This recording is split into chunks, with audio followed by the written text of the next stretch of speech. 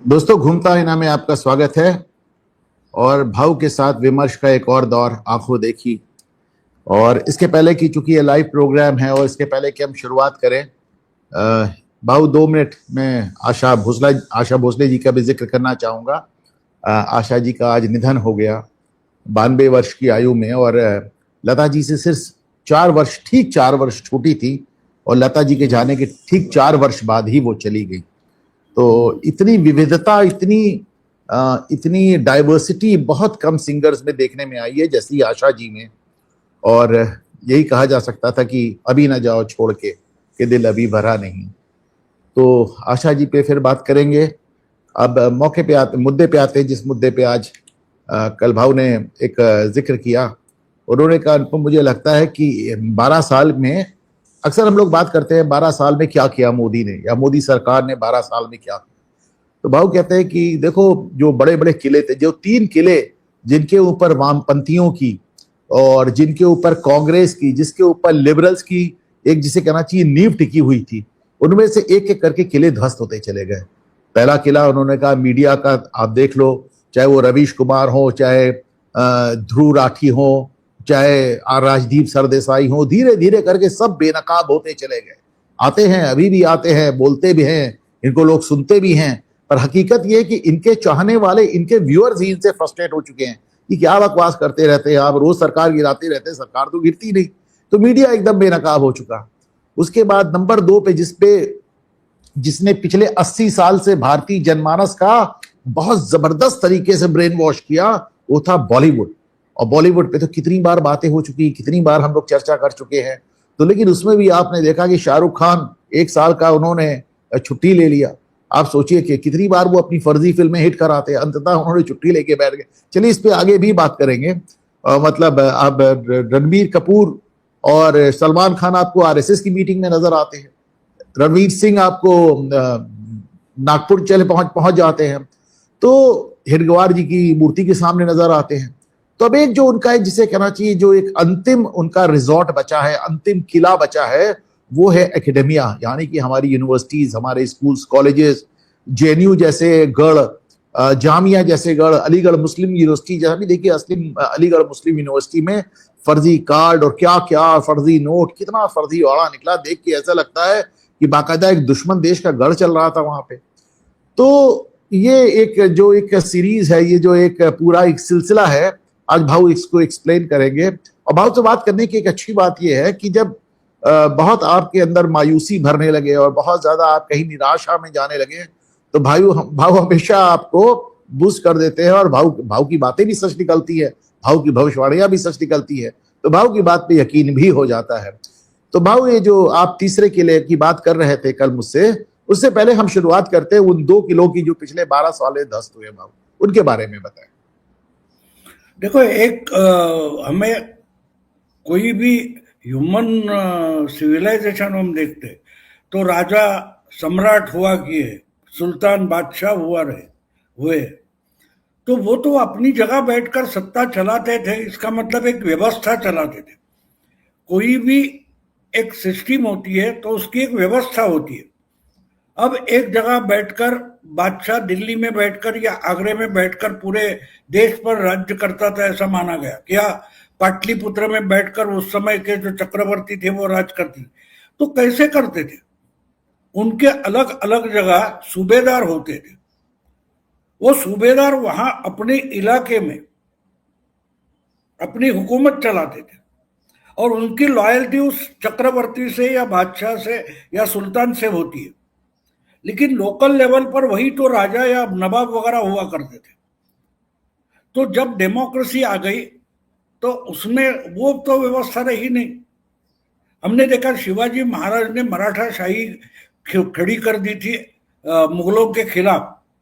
तो हमारे गायकवाड़ बड़ौदा तक गए, हमारे भोसले नागपुर तक गए, हमारे होलकर थे वो इंदौर तक गए, हमारे शिंदे थे वो ग्वालियर तक गए, राघोबा दादा पेशवा था वो तो अटक तक गया, अफगानिस्तान के दरवाजे तक गया, बंगाल और दक्कन तक, बंगाल और दक्कन तक पहुंचे।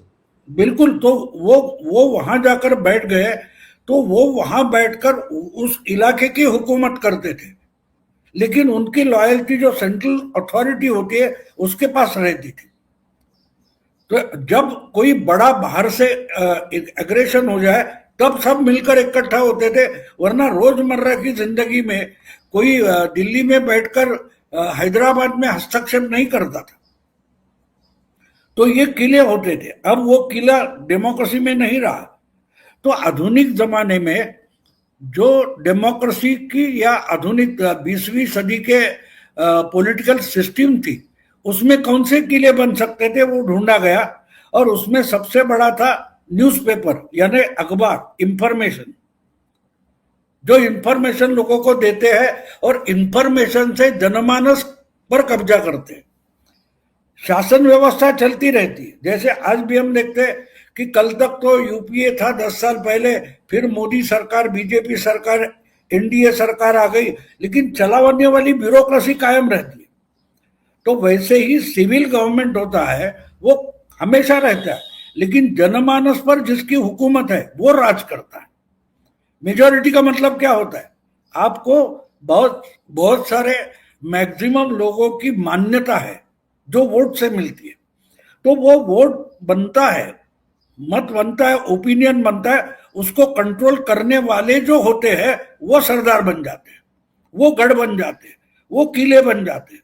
तो नेहरू ने जब ब्रिटिशों से सत्ता हासिल की तो वही टाइम्स ऑफ इंडिया था जो ब्रिटिशों के मालिक था, वो इंडियन मालिक हो गया, लेकिन वो जो सत्ता में थे उनके साथ रहा। अलग अलग जो न्यूज़पेपर बने, तो वो फिर आहिस्ता आहिस्ता नेहरू ने उसको परिवार में कन्वर्ट किया, तो वो परिवार से लॉयल हो गए।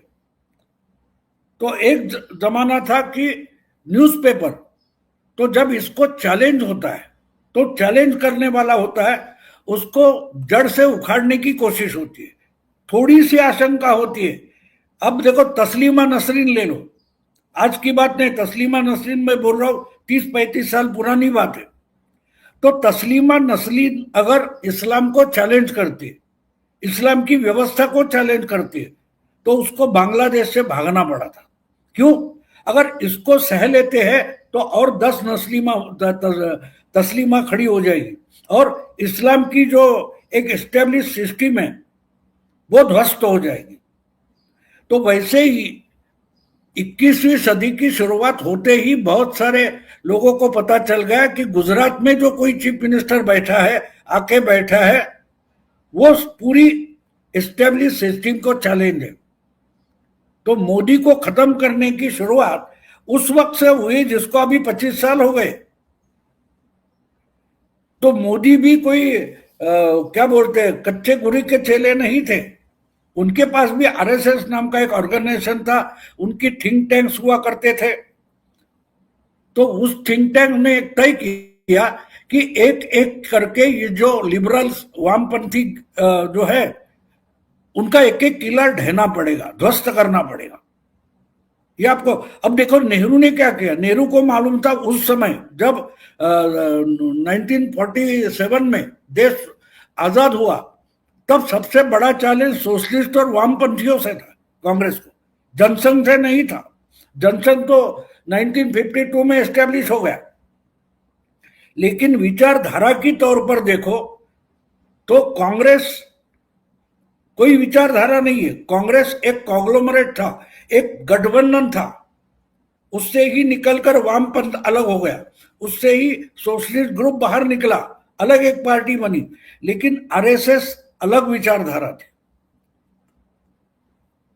तो नेहरू ने तय किया कि भाई अपने को अगर सोशलिस्ट और वामपंथ से चैलेंज है तो इनको कहीं लपेट कर बांध कर रखना पड़ेगा, और इसलिए नाट्य अकादमी हो, साहित्य अकादमी हो, अलग अलग यूनिवर्सिटीज हो, ये खड़े करके इनको उस तबेले में बांध दिया।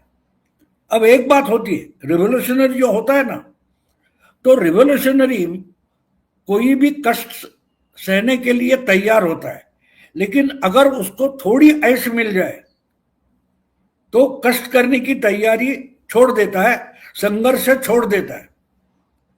तो जिन्होंने वामपंथ खड़ा किया, सोशलिज्म खड़ा किया, वो लोहिया वगैरह आंदोलन से डरते नहीं थे, जेल से डरते नहीं थे, लेकिन नेहरू ने वामपंथ और सोशलिज्म को एकेडमिक बना दिया और वो एकेडमिशिया जो खड़ा हो गया, तो उसमें देखो न्यूज़पेपर आ गए, उसके बाद बॉलीवुड आ गया।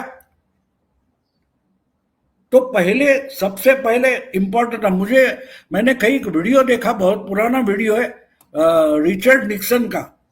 उसने कहा है कि दुनिया को लगता है, बहुत सारे लोगों को लगता है कि अमेरिका का प्रेसिडेंट जो है वो सबसे ताकतवर है, बड़ा शक्तिशाली है, सीआईए बड़ी शक्तिशाली है। गलत हो आप।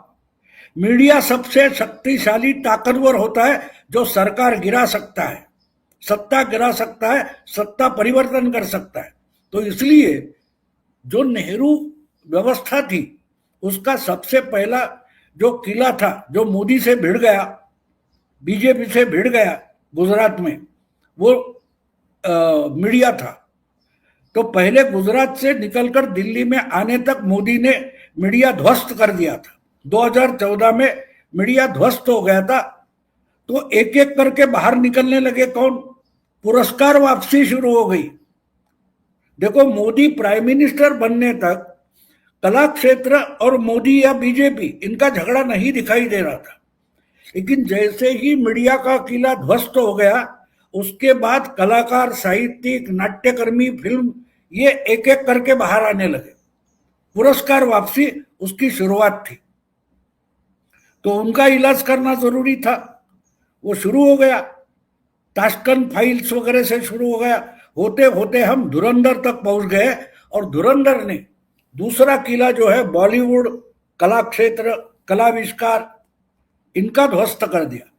तो मैं सोच रहा था कि ये तो हो गया, तो तीसरा टारगेट क्या हो सकता है? ये जब मैं सोचने लगा तब मुझे पता चला कि तीसरा टारगेट यूनिवर्सिटीज, एकेडमिशिया होगा। तो अब आपको पता चलेगा कि अचानक से यूजीसी का मामला कहां से आ गया। अचानक नहीं है, वो ढंग से उसको मैदान में लाया जाएगा और तरीके से उसको पेला जाएगा।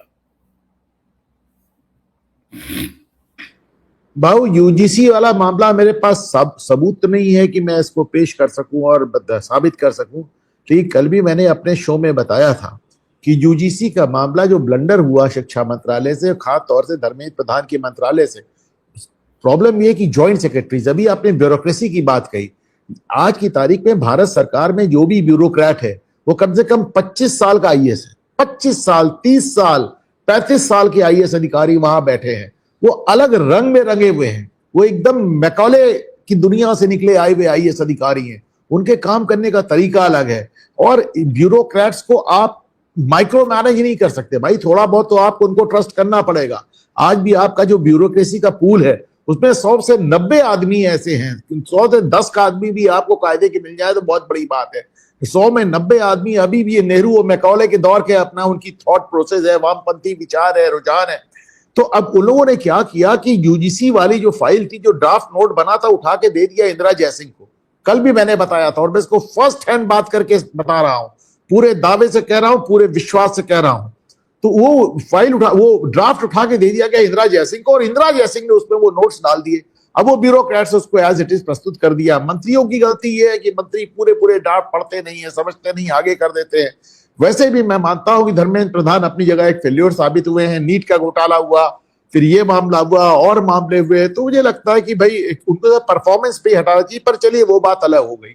अभी देखिए, जो कल भाऊ मैं आपसे बात कह रहा था कि Tata institute of social sciences, जिसको माना जाता है कि साहब वो जेएनयू से ज्यादा वामपंथी है, मतलब वो महाराष्ट्र का जेएनयू बन के निकला है, जैसे वहां पे जादवपुर यूनिवर्सिटी आपको नजर आती है बंगाल में। तो उसमें आपने जिस आदमी को वाइस चांसलर बनाया, जो तिवारी जी गए, हमारे प्रयागराज से गए हैं, यहाँ पे पंत इंस्टीट्यूट के डायरेक्टर हुआ करते थे, तो उनको अब घोर वामपंथी, घोर सरकार विरोधी, घोर, मतलब उनका सनातन में वो जाति प्रथा पे बात करके सनातन को तोड़ने का बद्री नारायण जी कब से प्रयास कर रहे हैं। उन्हीं बद्री नारायण तिवारी जी को आपने उठाकर Tata institute of social sciences का वाइस चेयरमैन बना दिया, वाइस चांसलर बना दिया। जेएनयू की बात हो रही है, सुना जा रहा है कि अगले वाइस चांसलर के रूप में मट्टू साहब की बात हो रही। मट्टू साहब कौन है? अटल जी के भी एडवाइजर रहे, मनमोहन सिंह के भी एडवाइजर रहे, लेकिन 370 हटाने के लिए मुहिम चला रहे थे कि 370 लगा रहे, जब से हटा है तब से उसके खिलाफ बोलते रहे। तो ऐसे ऐसे लोग अभी भी अगर एकेडेमिया में आएंगे तो फिर एकेडेमिया से हम इन यूनिवर्सिटी से क्या ही अपेक्षा करें? नहीं, एक बात हमें समझनी चाहिए कि लड़ाई जब शुरू होती है, 50 ओवर की मैच शुरू होती है, तो पहले 5 ओवर में आखिरी 5 ओवर की बैटिंग नहीं कर सकते। ये भी आपको समझना पड़ेगा। मैंने आपको क्या बोला है कि अगला टारगेट क्या है। आप तो टारगेट अचीव होने की तरफ चल पड़े, अभी दे रहे हैं ना। अगर एक फिल्म में एक आहिस्ता आहिस्ता देखो तो बॉलीवुड में पिछले 10 साल में एक एक करके फिल्म आती गई और धुरंधर ने सबको ध्वस्त कर दिया। तो वो समय आने दो ना, उसकी तैयारियां चलती है, आहिस्ता आहिस्ता चलती है, और आपको बता के तो नहीं चलेगी। एक बात आप समझ लो, कोई भी लियारी में हम जसकिरत को भेज रहे हैं, ये क्या प्रेस कॉन्फ्रेंस ली थी? नहीं ली थी। कुछ बातें जो होती है बहुत सारी छुप छुप के। हिटलर का एक बहुत बड़ा बयान मैंने माइन काम्फ किताब में है पढ़ा है कि दुनिया जनता के भले के लिए जनता को बहुत बार उल्लू बनाना पड़ता है। यह हिटलर का कहना है। तो इसलिए आप सबको जो कुछ समझना आवश्यक लगता है वो समझने की जरूरत नहीं है, होना जरूरी है। अब देखो, पिछले 6 महीने से लोग लगे रहे। मैंने भी बार बार बोला था कि जब तक राष्ट्रपति शासन नहीं लगेगा बंगाल में चुनाव नहीं हो सकता। नहीं लगा तो हमने भी गाली दी है मोदी को, हमने भी मोदी सरकार के खिलाफ तकरार की है कि क्यों नहीं लगाते, क्यों नहीं हिम्मत करते।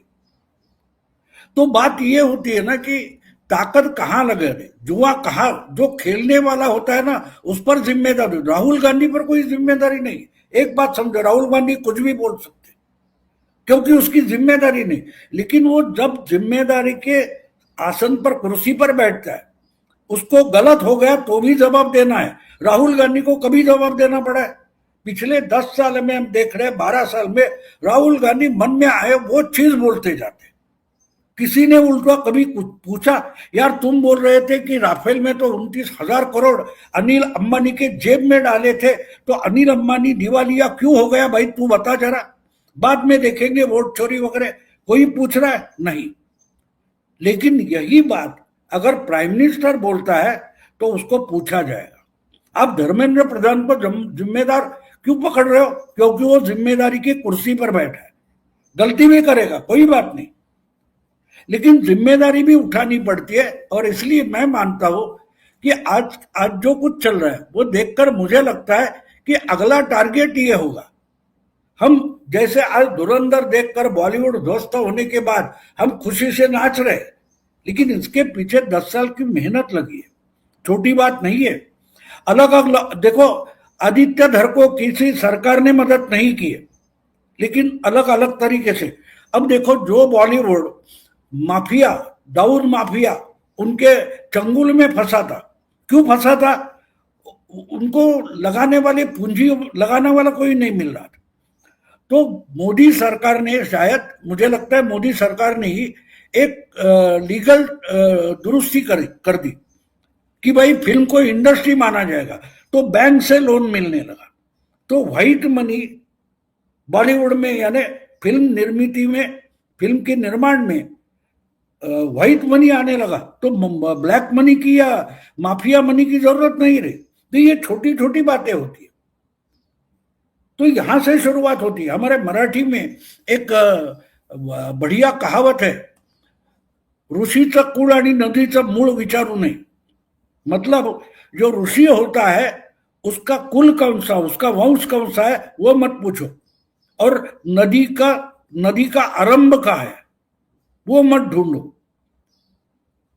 तो ये चीज होती है। आगे जाकर वो गंगा बनती है, जमुना बनती है, तापी या नर्मदा बनती है, लेकिन शुरुआत जहां हुई वहां कहां शुरुआत हुई इस पर डिस्प्यूट होता है।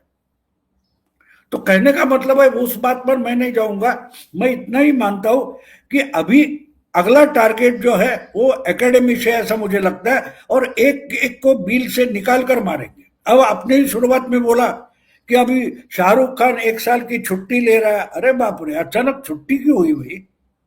अचानक क्यों हुई? क्योंकि अब आदित्यधर पीछे पड़ जाएगा, नए नए धुरंधर सामने आ जाएंगे, नए नए धुरंधर सामने आ जाएंगे। जो मीडिया में 101 दिग्गज थे, बस इन्होंने बोला अरकोल हुआ, नहीं बचा है। सब एक एक करके क्या बोलते हैं, यूट्यूबर बन गए। कहां गए उनका दबदबा? कहां गया? तो ये ध्वस्त किया गया। हाँ, लेकिन मैंने ध्वस्त किया, ये ना अमित शाह बोल रहे, ना नरेंद्र मोदी बोल रहे, ये होता जाता है। और 100 साल पहले जब हेडगेवार जी ने आरएसएस की नींव रखी थी, आरंभ किया था, तब उन्होंने ये सोचा तक नहीं था कि ये देश की सत्ता। और क्यों मालूम है? जब कांग्रेस के अध्यक्ष थे तैयब जी, मुझे लगता है, तो उन्होंने कांग्रेस में एक प्रस्ताव रखा था कि कांग्रेस की वर्किंग कमेटी में अगर एक भी मुस्लिम सदस्य वर्किंग कमेटी का अगर आक्षेप लेता है तो वह प्रस्ताव डिलीट हो जाएगा। इस पर बलिराम हेगड़े का केशव बलिराम हेगड़े का आक्षेप था। वहां से उन्होंने शुरुआत की।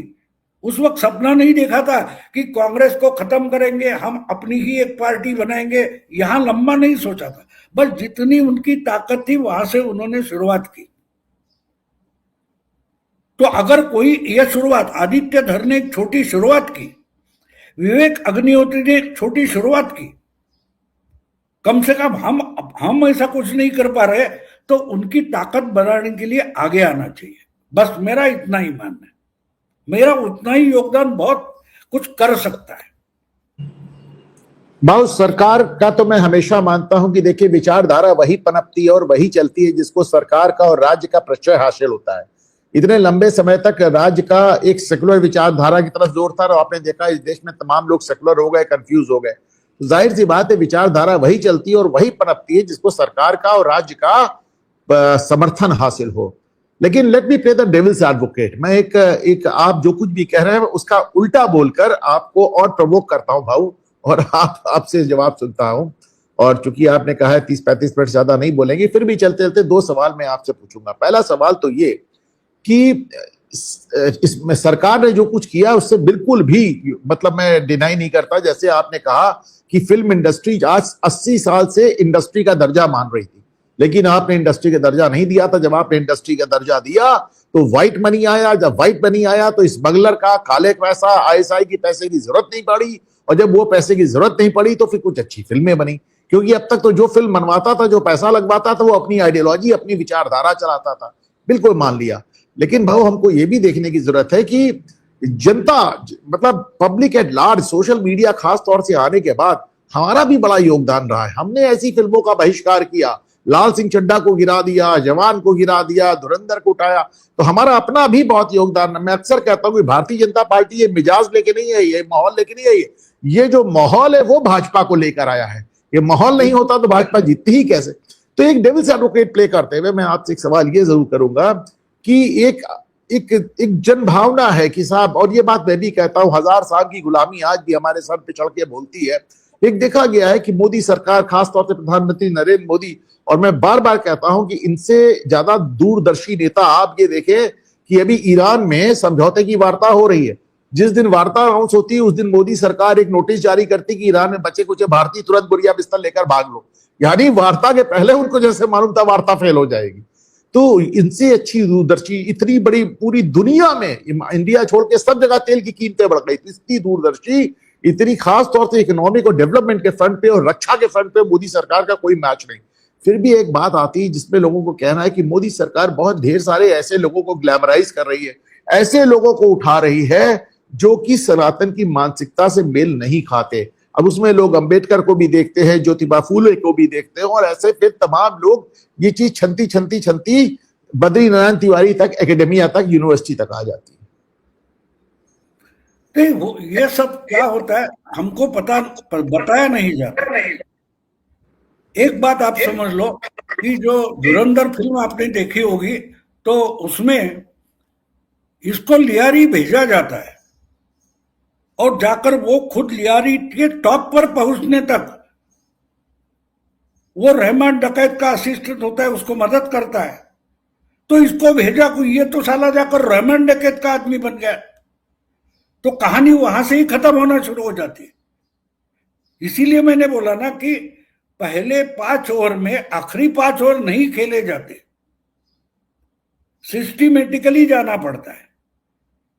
तो लियारी जाकर उसको क्या करना था, उसको किसी से मिलना था, वहां जाकर रहमान डकैत का विश्वास संपादन करना था, उसे आगे जाकर खुद ही लियारी का बादशाह बनना था। ये सब चीजें होती है, ये कहानी के अलग अलग हिस्से होते। आप अगर अंग्रेजी पर्टिकुलरली कुछ बड़े बड़े उपन्यास है वो अगर देखते तो उसमें, मुझे अपने एटलास श्रग नहीं पढ़ी हो तो पढ़ो, आयन रैंड की बढ़िया उपन्यास है एटलास श्रग।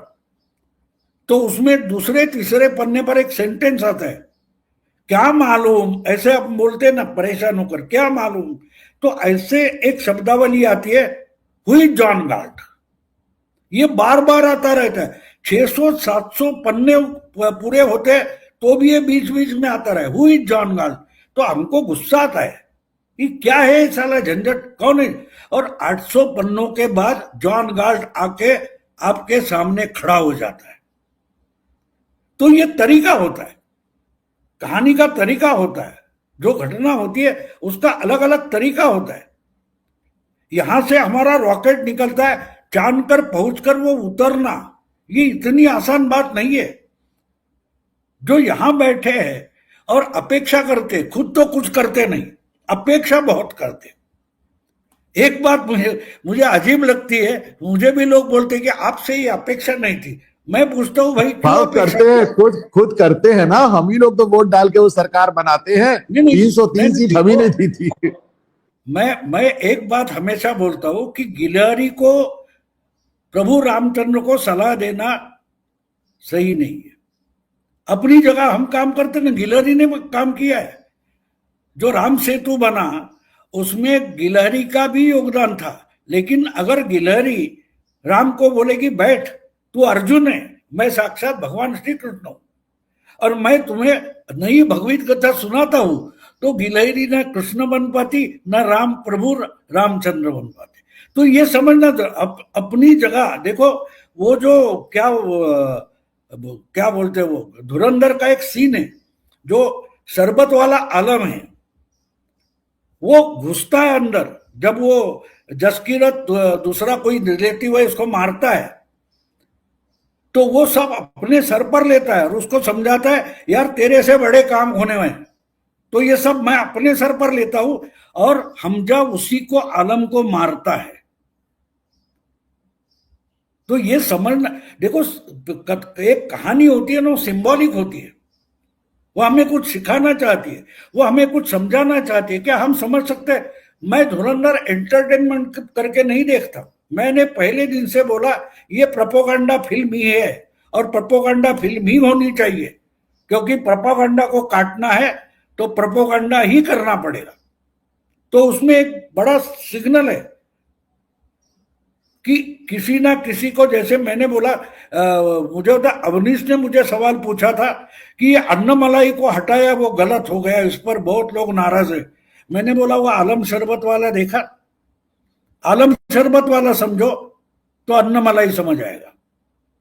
कभी कभी अपने ही लोग शहीद करने पड़ते हैं। जब लड़ाई बड़ी होती है, फैली हुई होती है, तो हर जगह का डिटेल एक साथ नहीं देख सकते, वो अलग अलग देखना पड़ता है और आगे जाकर उसके धागे जुड़ते जाते। और ये एक्सप्लेन नहीं किया जाता, बिल्कुल एक्सप्लेन नहीं किया जाता, और जरूरी भी नहीं। ये तो एक बात भाऊ मैं भी कहता रहता हूं कि जब तक आपने जिसको वोट दिया है और जिस आदमी ने अब तक ये साबित किया है कि उसके ऊपर भ्रष्टाचार का या बदनीति का कोई आरोप नहीं है, उसके अंदर कोई वंशवाद नहीं है, तो फिर आपको उस पर भरोसा तो करना पड़ेगा। और उन्होंने अब तक साबित भी किया है कि अब तक के सबसे शानदार प्रधानमंत्री वो साबित हुए हैं। जाहिर सी बात है, उनसे शिकायतें हैं तो शिकायतें दूर भी होंगी, और आपने सरकार बनाई है, आप ही शिकायत कीजिए, दूर भी होगी। इसलिए अब एक एग्जाम्पल देता हूं कि भाई यूजीसी वाली बात थी, सुप्रीम कोर्ट पे चैलेंज हुई, सरकार ने चुपचाप बैकआउट कर गई और ये मान लिया कि साहब यूजीसी वाला मामला ठीक हो जाएगा। लेकिन वो रोहित वेमुला वाली बात हो रही है कर्नाटक में, उसको कोई विरोध करके भी वापस करवा देगा तो मैं जानूंगा। किसी की हिम्मत नहीं कि उसको वापस करवा दे और ना ही कांग्रेस वापस लेगी। लेकिन एक बात भाऊ चलते चलते आपसे जरूर पूछूंगा कि ये भी एक बड़ी बात हो रही है कि अभी आप राहुल गांधी की बात कह रहे हैं, तो ये बात मैं हमेशा कहता हूं कि विपक्ष में कह रहकर राहुल गांधी इम्पॉसिबल एजेंडा तय करते हैं, क्योंकि उन्हें मालूम कि वो एजेंडा उनको लागू ही नहीं करने, उन्हें लागू नहीं करने तो वो तो कह देंगे चांद दो, तो वो चांद दीजिए आप। जैसे उनसे अभी किसी ने एक बार प्रेस कॉन्फ्रेंस से पूछा कि आप कहते हैं कि मोदी जी ने तमाम सरकारी संस्थाओं को बेच दिया, तो जब आप प्रधानमंत्री बनेंगे तो क्या इन संस्थाओं को वापस ले आएंगे? उन्होंने कहा नहीं, वो मैं नहीं कर सकता। तो अभी वो इस तरह की डिमांड कर रहे हैं क्योंकि मालूम उनको काम ही नहीं करना है, काम मोदी को करना है, वो बैठ के सिर्फ एजेंडा तय करते रहते हैं। तो क्या ये इस बात पे आप कितनी सत्यता देखते हैं भाऊ कि राहुल गांधी एजेंडा तय कर रहे हैं, हल्ला मचा के, नाटक करके, बवाल करके एजेंडा तय कर रहे हैं और नरेंद्र मोदी उनके एजेंडा पे चलने के लिए बार बार बाधित मतलब विवश हो जा रहे हैं? क्योंकि हम कारण है उसका, मोदी कारण नहीं है ना। बात ये होती है कि हमको लगता है कि राहुल गांधी को मुंह तोड़ जवाब देना चाहिए। काम ना हो तो कोई बात नहीं, काम से क्या मतलब है, साला राहुल गांधी का मुंह तोड़ के दिखाओ, बाकी सत्यानाश हो जाए तो भी फर्क नहीं पड़ता। इसीलिए मैं हमेशा वो युवराज का एग्जाम्पल देता हूं, हर बॉल पर सिक्सर चाहिए था, युवराज देते गया, करियर खत्म हो गया।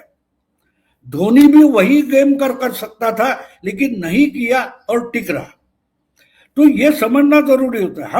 हम स्टेडियम में बैठे हैं, देखो राहुल गांधी जो कुछ कर रहा है ना, वो स्टेडियम पर बैठे लोगों के लिए कर रहा है, खेल के लिए नहीं कर रहा है।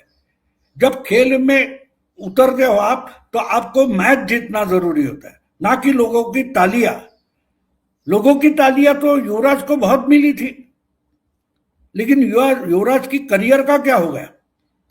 तो स्टेडियम में बैठकर देखो, अब यही आशुतोष है, वही राजदीप है, वही बरखादत है, इन लोगों ने राहुल गांधी का और कांग्रेस का सत्यानाश कर दिया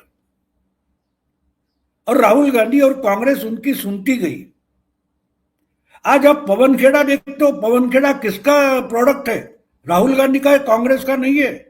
वो ऐसे भंगार मीडिया का प्रोडक्ट है, दरबारी मीडिया का प्रोडक्ट है, जो कांग्रेस को और खत्म कर रहा है। तो ये भी जानना जरूरी है। देखो, हमको उनकी तरीके से नहीं होना है, हमको अपने तरीके से चलना पड़ेगा। और ये रास्ता एक है कि जब तक आपके पैर पक्के नहीं हुए, मुझे बोलो 5 साल पहले जब चुनाव खत्म हो गया तो 5,000 परिवारों को बंगाल छोड़कर भागना पड़ा था। क्या किया मोदी सरकार ने? बहुत सारे लोग पूछते थे ना, और मैं डिफेंड करता रहा मोदी गवर्नमेंट को कि हम आपकी मदद करेंगे लेकिन आपको लड़ना पड़ेगा। बाहर से आके देखो, अफगानिस्तान में आकर अमेरिका 20 साल रही, आर्मी रखी, करोड़ों अब्जों डॉलर खराब हुए, लेकिन डेमोक्रेसी नहीं ला पाई, क्योंकि वहां की जो जनता है उसको डेमोक्रेसी नहीं चाहिए, अमेरिकन डेमोक्रेसी। तो कैसे चलेगी? आज अमेरिका निकल गई, हम जितना चाहिए उतना तालिबानों को मदद कर रहे हैं और अफगानिस्तान अच्छी तरीके से चल रहा है, क्योंकि जितनी डेमोक्रेसी उनको चाहिए बस उतनी ही डेमोक्रेसी वहां हो रही है। बंगाल की आम जनताओं को, आम हिंदुओं को जितनी मदद आवश्यक है और चाहिए उतनी जरूर मोदी सरकार ने और बीजेपी ने की है। इसलिए 5 साल होते होते वही हिंदू अपने पैरों पर खड़ा हो गया, आज रास्ते पर उतर कर बोल रहा है। 5 साल पहले ये बोलने की हिम्मत नहीं थी, ये हिम्मत कहां से आ गई?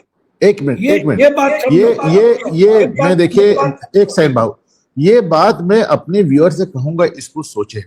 भाव के लिए कहा जाता है कि भाव मोदी सरकार को बहुत डिफेंड करते हैं, लेकिन एक बात सोचें, और मैं तो यहाँ डेविल्स एडवोकेट प्ले कर रहा हूं, मैं तो लगातार भाव के खिलाफ बोल रहा हूं, लेकिन ये एक भाव ने एक बड़ी बात कही, इस पे मैं चाहूंगा व्यूअर्स एक बार विचार करें कि 2021 से लेकर 2025 तक कहा जाता था कि इतना डर गई है जनता क्योंकि मोदी सरकार ने मदद नहीं की, पर यहां तो उल्टा हो रहा है। जनता केवल सीआरपीएफ आने से जनता सड़क पे नहीं उतर आई, सीआरपीएफ तो पिछली बार भी गई थी, लेकिन इस बार जिस तरह जनता सामने आई है, क्योंकि कहीं ना कहीं जनता को लग रहा है हमारा अस्तित्व दांव पे है। ये तो बात तो सही है, इस बार माहौल तो बदला हुआ है, सड़क पे, घर घर में, गली गली में बिहार में माहौल बदला हुआ, बंगाल में माहौल बदला है। चुनावी नतीजा कुछ भी आए, लेकिन इसमें दो राय नहीं कि लोगों ने डरना छोड़ दिया। जिस ममता बनर्जी के पीठ पीछे बात नहीं होती, तो उस ममता बनर्जी की सभा में जाके हंगामा कर रहे हैं लोग। ये बात तो भाऊ बहुत बड़ी कह रहे हैं। भाऊ प्लीज कंटिन्यू। नहीं, अभी अभी आप सोचो कि मैं जो बोलते ना बैसाखी, बैसाखी आपको पैर नहीं देती। बैसाखियों पे चलना है तो भी आपको अपना पैर जमीन पर लगाना पड़ता है। कोई आपको उठा कर लेके जाना वाला नहीं। पालकी में बैठकर आप लड़ाई नहीं लड़ सकते, तो आपको लड़ना पड़ेगा। हम आपकी मदद में रहेंगे। तो ये रियलाइज होना जरूरी था। जो 5,000 से ज्यादा परिवार असम भाग गए थे, वापस आ गए, फिर बंगाल में बस गए, और आज वही लोगों की हिम्मत बढ़ा रहे। मोदी नहीं हिम्मत बढ़ा रहा है, सीआरपीएफ लोगों की हिम्मत नहीं बढ़ा रहा है। जिन्होंने मार खाया, जिनके घर जलाए गए, वो वापस आकर उसी बंगाल में बसे हैं और डटकर खड़े हो गए। तो वो लोग बंगाल की आम जनता की हिम्मत बढ़ा रहे, ना कि मोदी या शाह, ना सीआरपीएफ। ये समझना जरूरी है। जब तक आप उनको, हमारा बच्चा होता है, वो बहुत बोझा नहीं होता, भारी नहीं होता, फिर भी हम उसको उतारते हैं और अपने पैरों से चलाना सिखाते हैं। बंगाल के हिंदुओं को अपने बचाव के लिए खड़ा होना पड़ेगा, बाकी मदद मिलेगी, लेकिन वो मदद होगी हमारे। मैंने बार बार एक कहावत करता हूं मराठी में की घोड्याला पाण्याजवळ नेता येतं, पाणी पाजता येत नाही। घोड़े को पानी के पास ले जा सकते हो, लेकिन पीना तो उसको है।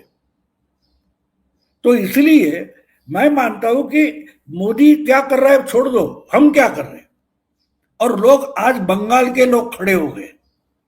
ये सबसे बड़ी बात है, सबसे बड़ी बात है कि बंगाल के लोग खड़े। बंगाल के लोग ममता को हराने वाले, बीजेपी को उसका लाभ मिलेगा। जीत बीजेपी की नहीं होगी, हार ममता की होगी, और बंगाली हिंदुओं के तरफ से ममता की हार होगी। और ये इंपॉर्टेंट था। बंगाल के हिंदुओं ने ममता को हराना चाहिए था, क्योंकि ममता को, और ममता ये जानती है कि मुस्लिम मुझे बचाएंगे, और इसको परवाह नहीं है, ममता को परवाह नहीं है कि हिंदू वोट मेरे खिलाफ जाएगा, क्योंकि वो पक्का जानती है मेरा अगर पक्का वोट बैंक है तो मुस्लिम है। तो ये जब मुस्लिम हिंदू रियलाइज करेगा तो ही ममता के खिलाफ जाएगा। जिस ममता को सत्ता में ला रहा है, उसकी ताकत पर अगर मुस्लिम हिंदुओं को मार रहा है, तो हिंदुओं को अपने बचाव में खड़ा रहना पड़ेगा। उसके लिए जो मदद चाहिए वो दे सकते हैं। देखो, आपको मैं हर तरीके की ट्रीटमेंट दे सकता हूं, लेकिन आपकी बॉडी को रिस्पॉन्ड करना पड़ता है। मैं ऑपरेशन करूंगा, मैं दवाई दूंगा, सब कुछ दूंगा, लेकिन बॉडी का रिस्पॉन्ड मैं नहीं दे सकता, वो आपको देना पड़ता है। बंगाली हिंदुओं को देना चाहिए था, और 5 साल में ये रियलाइज हो गया, जिसका परिणाम हम देख रहे हैं। अब 5 साल पहले तो गालियां दे रहे थे, मैंने भी दिए, मैं ना बोलूंगा, दिए, लेकिन आहिस्ता आहिस्ता समझ में मेरे आया कि जब तक बंगाली हिंदू खड़ा नहीं होता, और उससे भी बड़ी ताकत आज बंगाल के हिंदुओं में जो ईर्ष्या है, वो बांग्लादेश की 2 साल पहले हिंसा हुई है उससे आई है।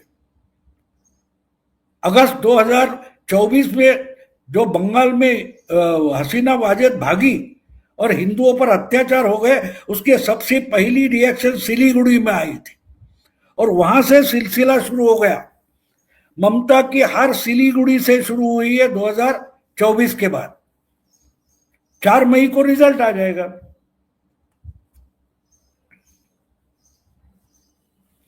भाऊ समय हो गया, 40 मिनट हो गए, लेकिन चलते चलते एक 30 सेकंड में एक सवाल का जवाब। बंगाल में तो आप कह चुके ममता की 100 सीटें नहीं आ रही और हमें आपकी बात पे भरोसा है। तमिलनाडु का चुनाव अभी हुआ नहीं है, इसलिए उसके बारे में बात करेंगे नहीं। असम में मैं ही आपको बता दे रहा हूं कि कांग्रेस फिर हार रही है, मतलब, और हेमंत जीत रहे हैं। केरल में क्या सीन होते देखना है भाऊ? केरल में चूंकि वोट पड़ चुका है, तो आपकी नजर में क्या दृश्य बनने वाला है? मेरा मानना है बीजेपी तीसरी पार्टी बनना चाहती, वही टारगेट है, उससे बड़ा टारगेट बीजेपी का नहीं है। अब जब तक आप तीसरी पार्टी नहीं बनती तब तक आप दूसरी नहीं बनोगे, और दूसरी नहीं बनते तो पहले बनने का सवाल कहाँ आता है? भाई भाजपा के लिहाज से भाव पूछ ही नहीं रहा हूं। आपको क्या लग रहा है कि केरल में क्या वामपंथी तीसरी बार आ रहे हैं कि इस बार राहुल गांधी अपनी पार्टी को सत्ता में ले आएंगे? राहुल गांधी की कृपा से वामपंथी फिर से तीसरी बार आ सकते हैं। अगर आ गए तो विजयन ने राहुल गांधी के आभार माने। बाबू ने दोनों चीजों को, राहुल गांधी और वामपंथियों को मिलाकर जवाब दे दिया कि वामपंथी वापस सत्ता में आ सकते हैं और इसके लिए वामपंथियों को खुद को नहीं, राहुल गांधी की पीठ थपथपानी चाहिए। बाबू ने हमसे कहा है कि 30 मिनट से ज्यादा बोलने में उन्हें दिक्कत आती है, लेकिन पौन घंटे बाबू आपने हम लोगों को दिया और अपने अनुभव आप साझा करते हैं कि नहीं भाई, आज आपने दो बातें मेरे दिमाग में नहीं डाली कि वास्तव में 12 साल इतने खराब भी नहीं गए, हमने 2 बड़े किले गिर गए, अभी एक तीसरा किला बाकी है। हालांकि ये सबसे मजबूत किला है, सबसे महत्वपूर्ण किला है, सबसे पहले इसी में प्रहार होना चाहिए था, लेकिन ठीक है, सरकार की अपनी प्राथमिकताएं होती हैं। और जो फाइनली आपने एक बात कही कि 2021 में सरकार कितनी ही मदद कर पाती, राष्ट्रपति शासन लगा देती, ममता बनर्जी को फिर से सहानुभूति मिल जाती। हकीकत यह कि 2026 आते आते बंगाल की जनता ही ममता बनर्जी के खिलाफ खड़ी हो गई, अपनी ताकत से, अपनी सोच से और अपनी रक्षा के लिए। बाबू आप हम सब के लिए साथ आए, आपने इतनी बातें बताई, आपका बहुत बहुत आभार। अगले शनिवार को उम्मीद करेंगे फिर से भाव के साथ बैठे। नमस्कार।